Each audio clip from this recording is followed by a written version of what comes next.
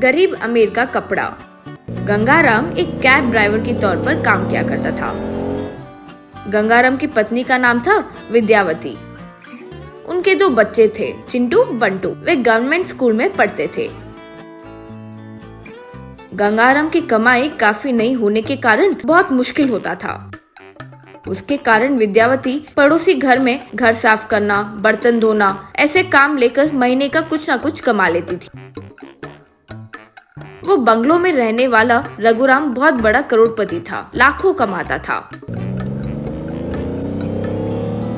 उसके पत्नी का नाम था सबिता। उनके भी 2 बच्चे थे, रमेश, कामेश। दोनों एक अच्छे कॉन्वेंट स्कूल में पढ़ते थे। दिसंबर का महीना था।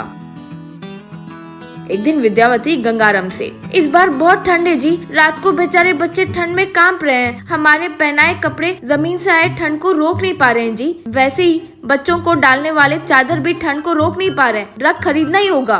क्या रग? बहुत अच्छे। रग, डबल कॉट, ये सब खरीदने के लिए हमारे पास पैसे कहाँ है री?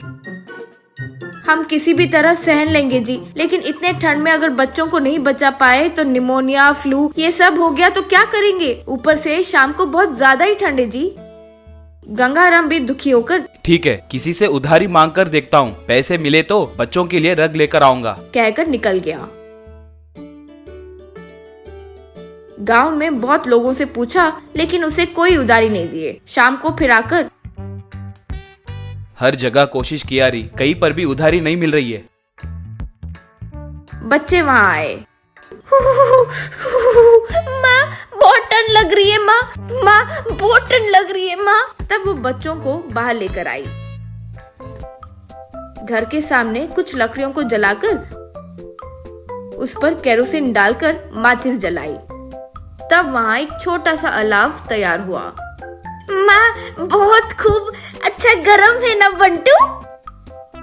हाँ बहुत अच्छा गरम गरम है। माँ को तो ऐसे अच्छे अच्छे आइडियाज आते रहते ने। गंगाराम भी बच्चों को कहानियां सुनाकर उन्हें हंसा रहा था। सब यूं हंसते हुए ठंड का समाधान निकाल रहे थे। ये नजारा पड़ोसी घर पर बालकनी में खड़े रमेश कामेश ने देखा।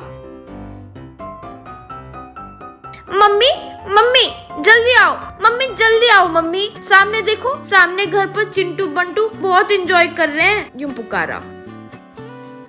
तब सबिता बालकनी में आकर देखी। ये क्या है रे, इतनी ठंड में ऐसे बालकनी में खड़े क्यों हो? हमें स्वेटर्स पहनाई हो ना, हमें ठंड नहीं लग रही है। ठीक है बस करो अब, पहले ही कामेश को स्नोफीलिया भी है, चलो अंदर चलो। कामेश सामने गंगाराम के परिवार को दिखाते हुए, मम्मी उन्हें देखो कितने अच्छे से उस गरम अलाव को एंजॉय कर रहे हैं, हम भी आग लगाते हैं ना मम्मी।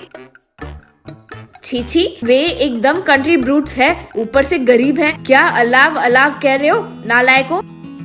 लेकिन माँ उनका ये अलाव हमें बहुत अच्छा लग रहा है। वो अलाव है इसीलिए आपकी तरह उनकी माँ ने ऐसे स्वेटर्स नहीं पहनाया। हम भी थोड़ी देर उस आग के पास जाकर बैठते हैं ना मम्मी, प्लीज। चुप करो, गरीबों जैसे ये सोच और गरीबों की हरकतें, चलो अंदर, कहकर उन्हें अंदर ले गई।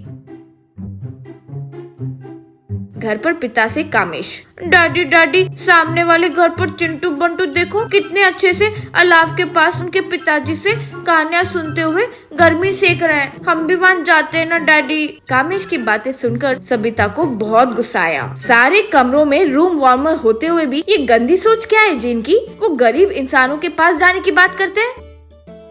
सबिता, अच्छे से घर के आंगन में आग जलाकर बच्चों के साथ हम भी गर्मी सेकेंगे तो वो मजा तुम समझ नहीं पाओगी। बेचारे उन बच्चों के पास ओढ़ने के लिए रग भी है कि नहीं पता नहीं। हमारे कपबोर्ड में इतने सारे रग है ना, उन्हें 2-3 दे सकते हो ना। बस है जी, वो विद्यावती हमारे घर पर नौकरानी है, उन्हें ये सब देते रहे तो हम रास्ते पर आ जाएंगे, किसी दिन फिर ठीक से काम भी नहीं करेगी। रघुराम चुप रह गया।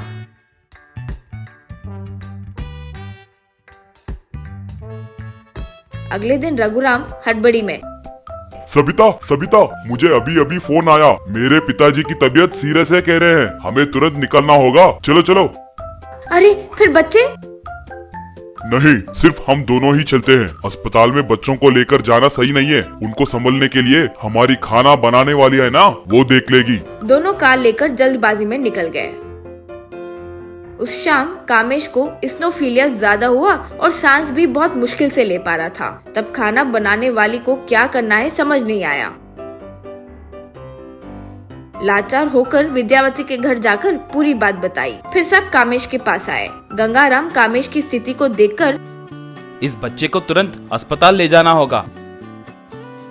अरे फिर कैसे? साहब और मालकिन तो गांव गए हैं, फोन भी मिलाई, वे लोग कल सुबह तक नहीं आ पाएंगे। दूसरी कार है ना, वो कीज दो, बच्चे को मैं अस्पताल लेकर जाऊंगा। फिर कामेश को गंगाराम विद्यावती अस्पताल लेकर गए। सुबह ही सबिता और रघुराम जल्दी जल्दी आए। समय पर लाने की वजह से तुम्हारे बेटे की जान बच पाई। Now he is all right. Sabita Vidyavati Gangaram को हाथ जोड़कर शुक्रिया अदा किए। विद्यावती, मैंने तुम्हारी तरफ बहुत कठोरता से पेश आया, मुझे माफ करो। इंसान की महानता उनके जायदाद में नहीं, उनके गुण में होता है, ये बात मैंने जान ली। गंगाराम, मेरे बेटे को बचाने के लिए मैं कुछ भी दूं तो एहसान चुका नहीं पाऊंगा। कल से हमारे फैक्ट्री में अच्छी तनख्वाह देकर तुम्हें राशन ट्रांसपोर्ट ऑफिसर के रूप में अपॉइंटमेंट दे रहा हूँ। वो सुनकर गंगाराम के परिवार वाले खुशी से उनके आगे हाथ जोड़े।